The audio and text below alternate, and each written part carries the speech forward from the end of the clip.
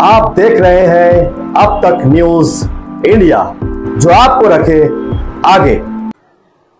मैं ज्यादा कुछ नहीं कहना चाहता हूं, क्योंकि अभी आपने इतने सारे नेताओं के बात सुनने के बाद मैं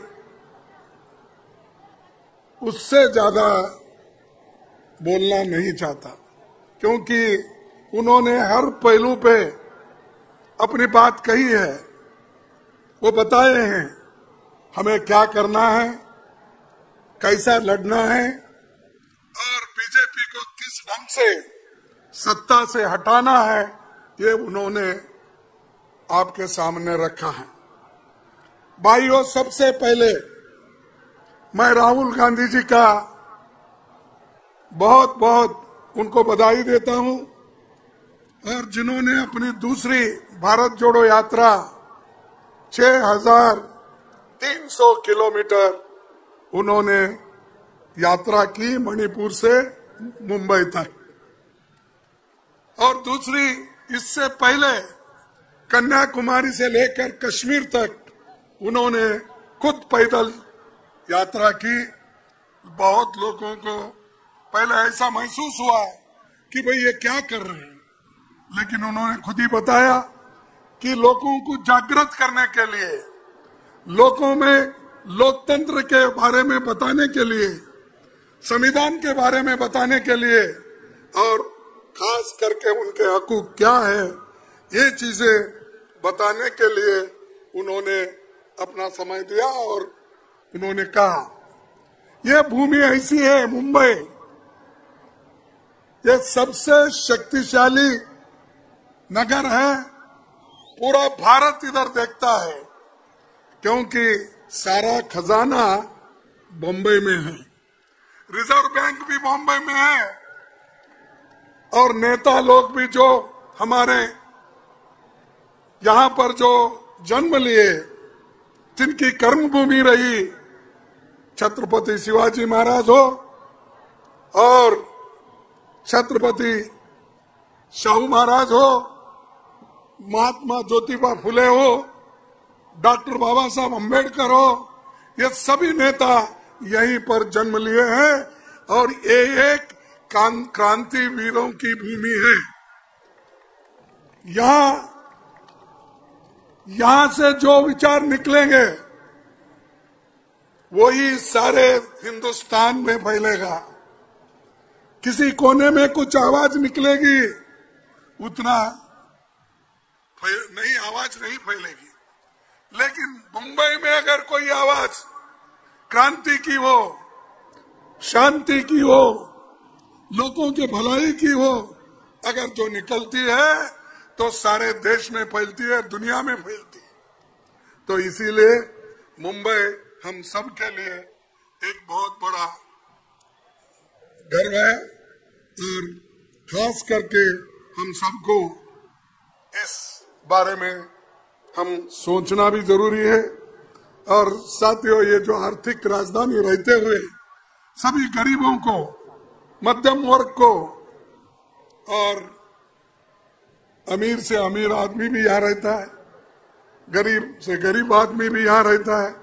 इसीलिए हमारे पास लोग कहते हैं कि भाई मुंबई अगर कोई काम ढूंढने के लिए जाता है, कभी भूखा नहीं मरता, वो वहां पर कुछ कमा के लाता है, लेकिन कभी वो घुमाता नहीं।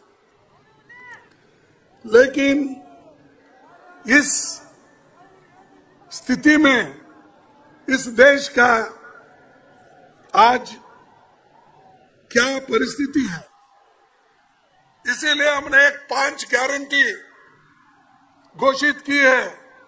वो 5 गारंटी में, जिसमें खास करके किसान, युवा, महिला, श्रमिक और हिस्सेदारी न्याय गारंटी, इस न्याय गारंटी 5 न्याय गारंटी में और एक 5 हमने जोड़ दिया। यानी किसान के लिए क्या क्या करेंगे, युवाओं के लिए हम क्या करेंगे, महिलाओं के लिए हम क्या करेंगे, और जातीय जनगणना करने से या इस देश के गरीबों की किस ढंग से भलाई होगी, और वो सेंसस को हम सामने लाना चाहते हैं, भलाई नहीं चाहते हैं। इसीलिए हम चाहते हैं कि 25 गारंटी जो हम सभी ने स्वीकारा है और स्वीकारने वाले हैं, ये आपको जब आने वाले दिन में सभी मिलकर आपको बताएंगे। ये सब गरीबों के लिए हमने किया है। हमारे कार्यक्रम ये गरीबों के लिए है और मोदी जी के कार्यक्रम क्या है, ये सिर्फ अमीर के लिए है। जैसा कि राहुल जी ने बताया, जैसा कि औरों ने कुछ बताया, ये सभी गारंटीज हमारे गरीब तबके के लिए, भलाई के लिए है। लेकिन मोदी जी की गारंटी सिर्फ चंद अमीर लोगों के लिए है। जो अमीर रोज अमीर बन रहा है, गरीब और गरीब बन रहा है। बहुत से लोगों को ये समझ में नहीं आ रहा। इतनी गरीबी रहती हुए हम उधर ध्यान नहीं दे रहे। इन्फ्लेशन बढ़ रहा है, अनएम्प्लॉयमेंट बढ़ रहा है, गरीब बच्चों को स्कॉलरशिप जल्दी नहीं मिल रहा है, इधर किसका भी ध्यान नहीं है। और मोदी जी हमेशा यही कहते हैं, ये मोदी की गारंटी। अरे भाई, तुम्हारी पार्टी की गारंटी तो कम से कम बोलो। Modi guarantee, Modi guarantee, Modi guarantee, ये क्या है? मोदी एक व्यक्ति है, लेकिन वो व्यक्ति को इतना अहंकार आया है कि हर चीज को ये मोदी गारंटी। और वो ये भी समझते हैं मोदी जी कि देश को आजादी मिली है वो 2014 में ही मिली है। इससे पहले आजादी नहीं आई, 1947 में आजादी नहीं आई। उनका कहना है कि आजादी मिली ये 2014 में ही मिली। इसीलिए उनकी गिनती वहीं से शुरू होती है। वो पंडित जवाहरलाल नेहरू जी ने जो किया वो भूल जाते हैं। डॉक्टर बाबा साहब अम्बेडकर ने जो निचले तबके के लिए और देश के लिए क्या किया वो भूल जाते हैं। देश के एकता के लिए किस नेताओं ने लड़ा, कैसा लड़ा, कैसी आजादी लाई, इसके बारे में वो कभी नहीं सोचते। उनकी सोच अलग है। जो शक्ति राहुल जी ने बताया, मैं तो खुलकर बताऊंगा, ये जो शक्ति कहने की शब्द है, मोदी जी के पास आरएसएस की शक्ति, आरएसएस की आइडियोलॉजी, मनुवाद, ये उनकी शक्ति है।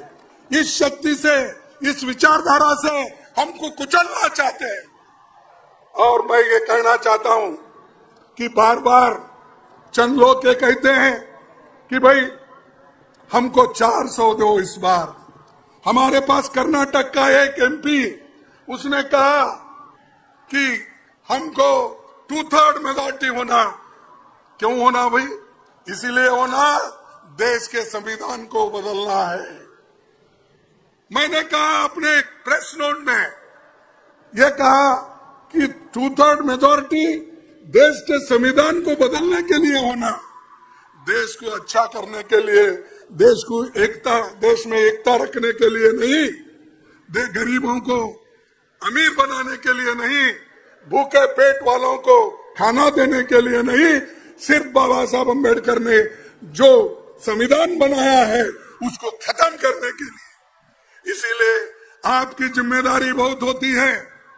जो डेमोक्रेसी, जो लोकतंत्र और संविधान, ये दोनों जो हमको मिले हैं, ये हमारी किस्मत है।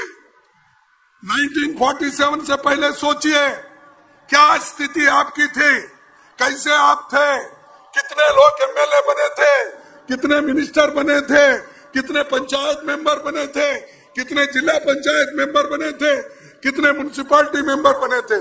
कोई बना था? नहीं, क्योंकि किसी को वोट का अधिकार ही नहीं था, किसी को वोट का अधिकार नहीं था। लेकिन पहला संविधान जब हमारा देश का बना, जवाहरलाल नेहरू जी ने, बाबा साहब अम्बेडकर ने और गांधी जी ने सभी एकजुट होकर जो संविधान बनाकर लोगों को दिए, उसका जो इम्प्लीमेंटेशन हुआ, अनुष्ठान हुआ, जब अनुष्ठान हुआ तो महिलाओं को सबसे पहले वोट का अधिकार मिला। सारी दुनिया में कहीं भी नहीं था महिलाओं को वोटिंग का अधिकार। आजादी मिलने के बाद तत्क्षण यानी उसी वक्त वोटिंग का अधिकार कहीं भी नहीं दिया गया। भारत एक ऐसा देश है, आजादी मिली, संविधान आया, अनुष्ठान हुआ और हर महिला को वोटिंग का अधिकार दिया। हर बच्चों को जिसकी उम्र 21 साल थी उस वक्त उनको मिला, गरीब को मिला, अमीर को मिला, मध्यम वर्ग को मिला, मजदूर को मिला, किसान को मिला। ये हक मिलने से आपके पास ये ताकत आ गई। इसीलिए मैं पार्लियामेंट में बहुत बार ये बात किया, मोदी जी आप जिस स्थान पे बैठे हैं उस स्थान पे देश के संविधान रहने के वजह से, उसकी रक्षा करने के, हम लोग उसकी रक्षा करने के वजह से और लोकतंत्र हमने बचा के रखा, इसीलिए आप प्रधानमंत्री बने। और मैं खुद अपने आप को कहा, मैं भी एक मजदूर का बेटा हूं, मैं एक अपोजिशन पार्टी का लीडर बन के बैठा। ये डेमोक्रेसी के वजह से, ये संविधान के वजह से। उस संविधान को तुम तोड़ना चाहते हो, उस संविधान को तुम निकालना चाहते हो, ये कभी नहीं होगा। अगर होगा इस देश में बहुत बड़ी क्रांति होगी और इसके पीछे सब लोग रहेंगे, इकट्ठा रहेंगे। अगर डेमोक्रेसी नहीं तो क्या करेंगे आप? वोटिंग पावर नहीं है तो आप क्या करने वाले हैं? आपको आजादी नहीं है, बोलने की आजादी नहीं है तो आप क्या करेंगे? तो उसको बचाने के लिए, आप लोगों के हकूक को बचाने के लिए हम कोशिश कर रहे हैं। राहुल गांधी जी अपने लिए नहीं कर रहे, अपने लिए उन्होंने कुछ नहीं मांगा, लेकिन सुबह शाम उठते ही लोग, खासकर बीजेपी के लोग ये कहते हैं और मोदी जी भी ये कहते हैं, गांधी परिवार। अरे भाई, गांधी परिवार, जब राजीव गांधी 89 में राजीव गांधी प्राइम मिनिस्टर थे, उसके बाद मुझे बताइए मोदी जी, बीजेपी वाले, आरएसएस वाले, तुम बता दो गांधी परिवार से 89 के बाद कौन प्राइम मिनिस्टर बना, कौन मिनिस्टर बना, कौन डिप्टी चीफ मिनिस्टर बना, कौन बना बताइए? कहीं वो बैठे हैं, किसी अधिकार पे हैं, फिर भी उनको नाम लेते ही है, गालियां देते ही। कितने गालियां देंगे भाई, कितने? और खुद तो इतने झूठ बोलते हैं। मैं तो इसलिए हमेशा बोलता हूं, मोदी जी ये झूठों के सरदार है, क्योंकि 2 करोड़ नौकरियां मैं दूंगा।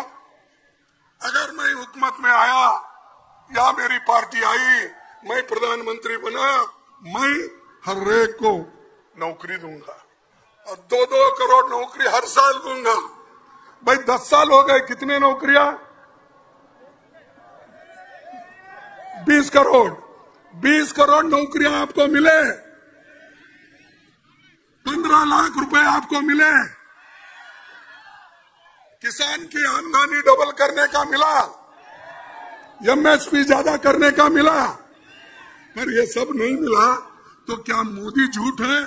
क्या लोग झूठ है? आप बोलिए। तो मोदी झूठ है। अगर मैं झूठों का सरदार बोले तो क्या गलत है? तो ये हमेशा। और एक बात, मोदी जी जो हमेशा इधर एक को हंसाते हैं, दूसरे को रुलाते हैं, ये उनकी पहले से आदत है। वो नहीं बोलता मैं। अरे भाई, ये तुम ऐसा मत बोलो, पाकिट मार। पाकिट में कितने पैसे रहते हैं? उसको तो 18,000 करोड़ रुपए बॉन्ड में मिल रहे हैं, तुम तो पाकिट मार बोलते हैं। पाकिट मार में बहुत हो गए तो 1,500 रुपए मिलेंगे। ये तो पूरा खजाना लूट रहा है ना। ये तो सुप्रीम कोर्ट बोला, ये हमने नहीं बोला कि उनको कितना पैसा मिला, हमको कितना पैसा मिला, दूसरे पार्टियों को कितना मिला। हमको तो 11% मिला। 50% से ज्यादा बॉन्ड खरीद कर लोग उनको दिए।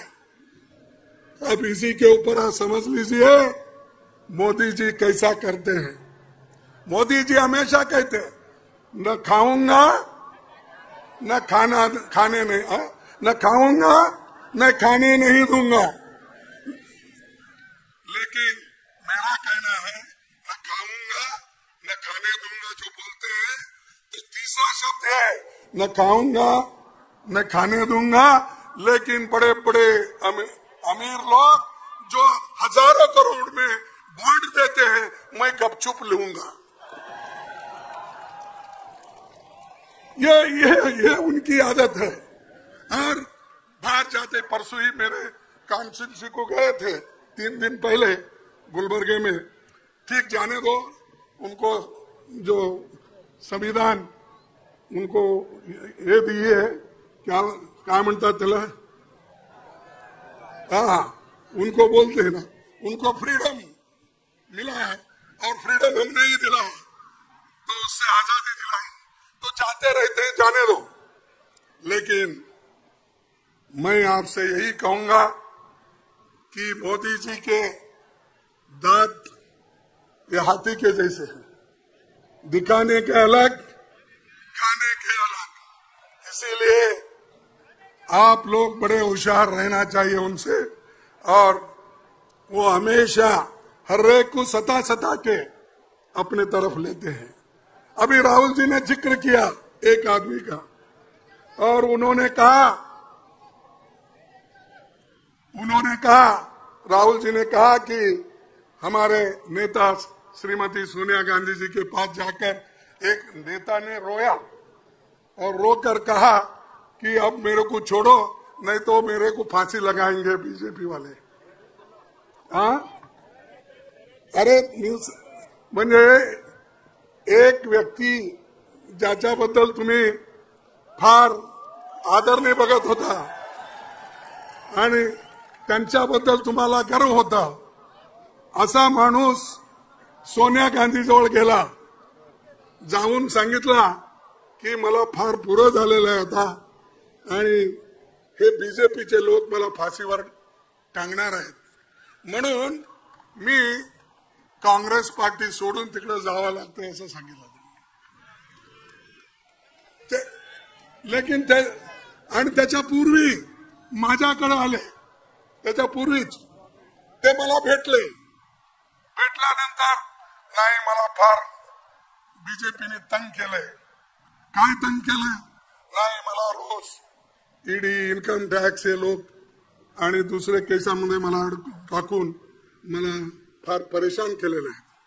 अरे तुम्ही लढायचं आहे, परेशान केला म्हणून तुम्ही आपलं तत्व, आपली नीती सोडून जाणार काय? मग ते म्हणाले काय करायचं आता, जीवच चाललंय, काय करायचं म्हणलं।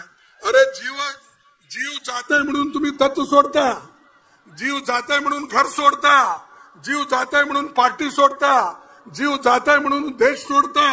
लढत नाही का देशासाठी, पक्षासाठी? त्यांना काही नाही, जायचं होतं ते गेले, त्याच्या पाठीमागे काही लोक गेले, ते लोक जाणारेही आहेत, आणणारे। हे आयाराम गायाराम फार दिवसापासून चाललेला आहे, तसंच त्याच्यामध्ये हे सुद्धा आहेत, त्याच्याबद्दल मी जास्त बोलत नाही। आणि मला एकच बोलायचं आहे की देशाचं संविधान बदलण्यासाठी हे सगळं चाललेलं आहे, आणि संविधान एक वेळेला बदललं, आम्ही तुम्ही कोणी राहणार नाही, पुन्हा ह्या देशात गुलामगिरी येईल, आम्ही इंडिपेंडेंट राहणार नाही। कारण हे मोदी सारखे लोक आले तर निश्चित हे समजा की या देशात पुन्हा इलेक्शन होणार नाही। हे लास्ट इलेक्शन समजा तुम्ही। डेमोक्रेसीमध्ये ज्यांचा विश्वास आहे त्यांना मी हे सांगतो, तुम्ही जर ह्या वेळेला नीट लक्ष देऊन तुमची मतं नाही टाकली आणि जे बीजेपीच्या तत्वाविरुद्ध किंवा बीजेपीच्या आयडियोलॉजी विरुद्ध तुम्ही जर नाही लढला तर निश्चित म्हणा की या देशात आज नाही उद्या हे डिक्टेटरशिप येणार आहे। कारण हे नुसतं ईव्हीएम नाही, त्याच्या पाठीमागे दुसरे लोक आहेत। ईव्हीएम तर आहे, त्याला आता प्रकाश आंबेडकरांनी सांगितलं, राहुल गांधीजींनी सांगितलं, माझे लोक सांगतात, आमच्या इथं पार्टीमध्येही सुद्धा याच्याबद्दल फार प्रयत्न चाललाय। पण जसं चाललंय ते तरी वेगळं आहे। अरे ईव्हीएमची लढाई तुम्ही कराव म्हणजे जास्तीत जास्त मतं तुम्ही घालायलाच पाहिजे. जास्त मतं घातला तरच तुम्ही जिंकता, नाहीतर याचं ईव्हीएम ते ईएम हे सगळं काम करते. त्याच्यासाठी तुम्ही मजबूत व्हा. आणि आम्ही तर म्हणलो व्हीव्हीपॅट सगळे आपण त्याचं मोजणी करायचं, तर तेवढं केल्यानंतर सुद्धा आम्हाला सांगायचं आहे की त्यांना की एक तरफ व्हीव्हीपॅटचा सूद आहे, पण तुम्ही करता कशासाठी? जिंकून येण्यासाठी. जिंकणं एक गोष्ट वेगळी आहे, पण देश चालवणं, लोकांना बघणं आणि देशात शांती राहणं, टिकणं, प्रेमाने वागणं हे एक दुसरी चीज आहे. त्यासाठी मला सांगायचंय तुम्हाला की जे राहुलजी भारत जोडो यात्रा केले, भारत जोडो न्याय यात्रा केले, आणि आता आम्ही गॅरंटी जे मी तुम्हाला सांगितलं हे निश्चित रूपाने आमचं जर इंडिया गव्हर्नमेंट आली, निश्चित रूप आम्ही सगळे गॅरंटी इम्प्लिमेंट करणार आहोत. हे सगळे गरिबासाठी आहेत, हे कोणत्या श्रीमंतासाठी नाही. आणि आम्ही हे ऑलरेडी इम्प्लिमेंट केलंय. कर्नाटकामध्ये आम्ही 5 गॅरंटी दिलो, काँग्रेस पार्टी तिथे इम्प्लिमेंट करून दाखवली. तेलंगणामध्ये 5 गॅरंटी 6 गॅरंटी दिले, तेही आम्ही इम्प्लिमेंट करून दाखवलो. आम्ही जे सांगतो ते करतो. त्यासाठी तुम्ही सगळे मिळून एक होऊन आम्हाला मदत करा. आणि हे बघा, बीजेपीचे लोक पळून जातील. आज काही लोक काँग्रेसचा झेंडा सोडले, शिवसेनाचे सोडले असतील, एनसीपीचे सोडून गेले. ते पुढे तुम्ही जर 2024 मध्ये आम्हाला मतं घेऊन भारी बहुमताने जर तुम्ही निवडून आला, ते सगळे लोक दुसरीकडे पळतील, आमच्याकडेच येतील पुन्हा. त्यावेळेला तुम्ही घेऊ नये. जे लोक पळून गेले त्यांना सोडा. मी शरद पवार साहेबांना, उद्धव ठाकरेंना सांगतो की जे गेले जाऊ दे, त्याला दुसरा तिथं पैदा होतो ना, दुसरा जन्मतोय का तोच आहे का? ते हे फार मोठं आहे. म्हणून मी तुम्हाला सांगायचं आहे की तुम्ही सगळे लोक ईडी, सीबीआय, आयटी ह्याला भिवून जाऊ नका. लढा. हे असंच दिवस राहणार नाहीत. लढत राहिलं तरच तुम्हाला यश मिळेल. रडत राहिला तर तुम्हाला रडवतील ते 100%. त्यासाठी मी तुम्हाला विनंती करतो पुन्हा पुन्हा की सगळ्यात जास्त अगर नुकसान कुणाला आहे,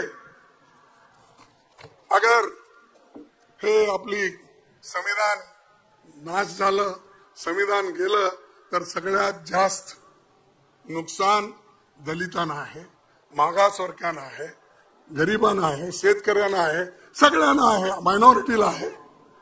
त्यासाठी तुम्ही सगळे एक होऊन हे काम करा. आणि जे आज आयडियोलॉजी आहे, कोणत्या आयडियोलॉजीला डिफीट करायचं आहे? मनुवादच्या आयडियोलॉजीला डिफीट करायचं आहे.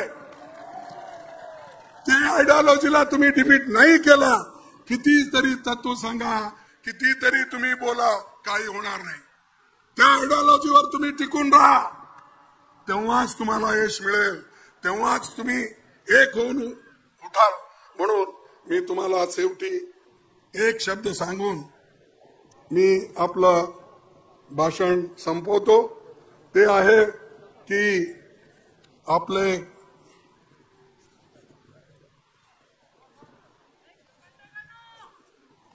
हॅलो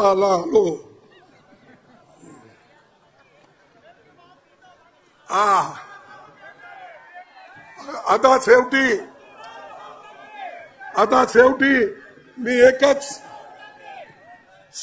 एकच वाक्य सांगून मी माझं भाषण संपणार आहे. मी 2 लाईन सांगेन. जब हौसला बना